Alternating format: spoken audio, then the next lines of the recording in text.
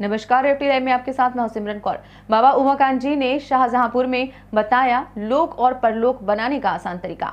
विश्व के 16 देशों में जाकर आध्यात्मिक विद्या का ज्ञान कराने वाले, भौतिक और आध्यात्मिक समृद्धता दिलाने वाले उज्जैन के पूरे संत सदगुरु पूज्य संत बाबा उमाकांत जी महाराज ने 2 दिसंबर 2021 को उत्तर प्रदेश के शाहजहांपुर में दिए व यूट्यूब चैनल जय गुरुदेव यूकेएम पर प्रसारित संदेश में बताया कि लोक बनाना किसको कहते हैं अच्छा खाते हैं, पहनते हैं, गाड़ी घोड़ा में चलते हैं, उनका लोक बना हुआ है।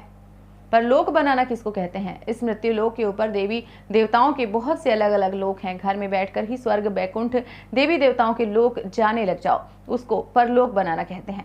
महाराज जी ने अपने सत्संग में लोक परलोक दोनों बनाने का रास्ता अमोलक दौलत नामदान की बरसात की। आप भी सुनिए समय के मौजूदा समर्थ सदगुरु पूज्य संत बाबा उमाकांत जी महाराज से लोक परलोक बनाने का तरीका। लोक बनाना किसको कहते हैं? कहते हो अच्छा खाते हैं, अच्छा पहनते हैं, अच्छे घर में रहते हैं, अच्छे गाड़ी घोड़ा पर चलते हैं, लोग इनको सम्मान देते हैं, इज्जत देते हैं, पैर छूते हैं, प्रणाम करते हैं, सलाम करते हैं, इनका लोक बना हुआ है। लोक बनाना इसको कहते हैं। और परलोक बनाना किसको कहते हैं?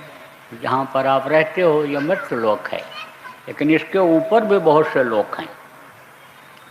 आप समझो देवी देवताओं के अलग अलग लोक हैं। 33 करोड़ दुर्गा और 10 करोड़ शंभू शुरू में बने थे।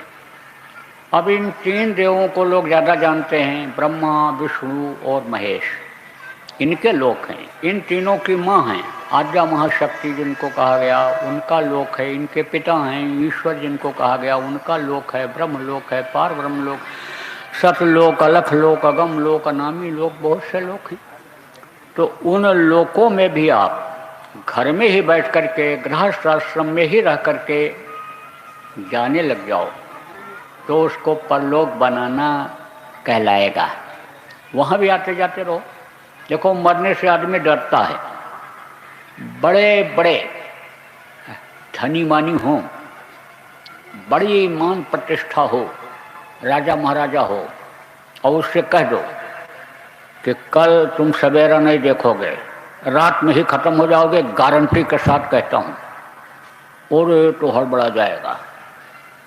डरता है मौत से। मौत से सब डरते हैं। आप ये समझो कि बंदूक देखते ही गोली न चलाओ, तलवार देखते ही डर जाता है कि मौत हो जाएगी। लेकिन उनको खुशी होती है जो रोज़ मरते जीते हैं, क्योंकि उस मरने में मज़ा आता है।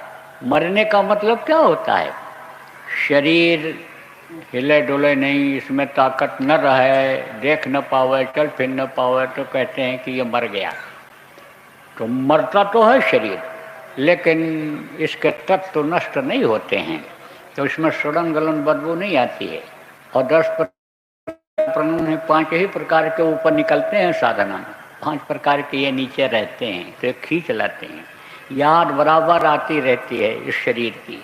जब बहुत दूर निकल जाता है, 2, 3 लोक, 4 लोक पार कर जाता है, तब यानी समझो कि इस शरीर को वो भूलता है। लेकिन कभी प्राण उस प्राणों को खींच करके लाते हैं, प्राण के भंडार तक के जब तक नहीं पहुंचता है तब तक के खींच करके ले आते हैं। और जब ऊपर निकल जाती है जीवात्मा तो भी शरीर में आती है, उससे ऊपर भी जाती है तो भी आती है, समय पूरा करने के लिए। समय यानी जीवन का होता है, उसको पूरा करने के लिए जीवात्मा आती है। आप समझ लो, क्योंकि इस काल के देश में है। काल का विधान यह है कि यहाँ पर यानी समझो सीधे कोई नहीं जा सकता है, समय पूरा करके फिर जाएगा। अब यह है कि आना जाना शुरू हो जाएगा। तो दिन भर में कितनी बार मरो, कितनी बार जियो, वो तरीका आपको अभी बताऊंगा। ये हमारे गुरु महाराज ये बताते थे। गुरु महाराज ये बहुत लोगों को बताया। इस धरती पर जितने भी संत आए, सब लोगों ने मिलकर भी चलाया, रास्ते पर चलाया, दिल तक पहुंचाया भी। और जब अंदर में गुरु के रूप को साधकों ने देखा, तब गुरु महाराज पर पूरा विश्वास हुआ। गुरु पावर होती है, गुरु एक शक्ति होती है। हाण का नाम गुरु नहीं है। जिस शरीर के अंदर वो शक्ति प्रदान की जाती है, समझो कि उस शरीर के अंदर शक्ति रहती है और हमेशा गुरु रहे। कहा ना, गुरु बिन बावंदित रहे न कोई, जो बिरन शंकर सम होई, चाहे ब्रह्मा या शिव के समान कोई हो, लेकिन पार नहीं हो सकता है बगैर